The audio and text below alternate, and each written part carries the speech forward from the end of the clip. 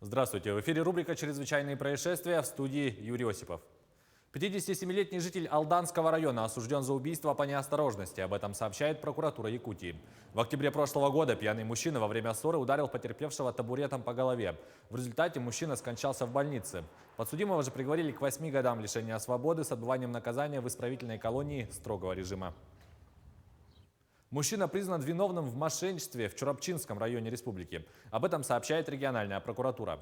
По версии следствия, подсудимый разместил в одной из групп WhatsApp объявление о продаже дизельного топлива по заниженной цене с доставкой, на которую откликнулись покупатели. Однако после перевода оплаты он, пообещав доставить дизельное топливо, перестал отвечать на звонки.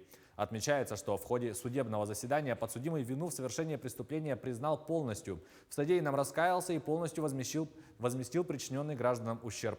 Суд приговорил его к 3 годам лишения свободы условно с испытательным сроком на 2 года. Полицейские раскрыли целую серию краж денег у вахтовых работников. По сообщению МВД, в полицию Нерюнгринского района обратился местный житель. Мужчина недавно вернулся из Новосибирской области, где работал вахтовым методом в одном из промышленных предприятий.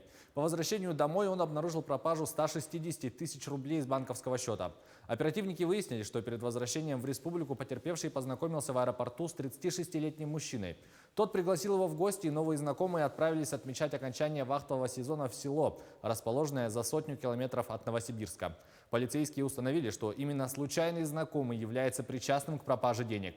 Оказалось, что их знакомство было случайным лишь для потерпевшего. У нерюнгринца сперва была похищена сим-карта, а затем и деньги. По сведениям уголовного розыска, ранее неоднократно судимый за совершение имущественных преступлений 36-летний уроженец Алтайского края, возможно, причастен к совершению еще 9 аналогичных преступлений. Каждый раз подозреваемый усыплял бдительность отбывающих на родину вахтовых работников угощением алкоголем и приглашением погостить в гостеприимном деревенском доме. Теперь проверкой этих сведений занимаются коллеги из транспортной полиции. А по факту хищения денег у нерюнгринца возбуждено уголовное дело. В настоящее время подозреваемый задержан и доставлен на территорию республики. На время проведения следственных действий он помещен в изолятор временного содержания. В Нерюнгри мужчина осужден за незаконный оборот алкогольной продукции на общую сумму более 3,5 миллионов рублей.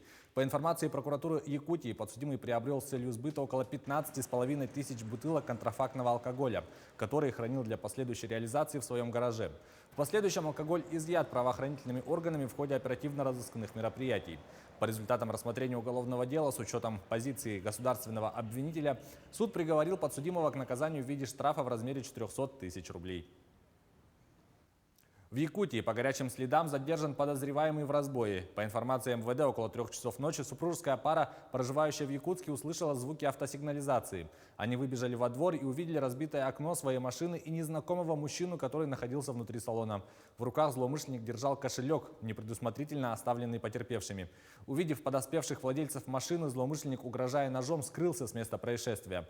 Потерпевшие обратились в полицию. По горячим следам наряд патрульно-постовой службы задержал его. Им оказался 26-летний житель Якутска. По данному факту возбуждено уголовное дело. Выяснилось, что он ранее уже привлекался к уголовной ответственности за совершение аналогичного преступления. Это была рубрика «Чрезвычайные происшествия». Берегите себя и до встречи в эфире.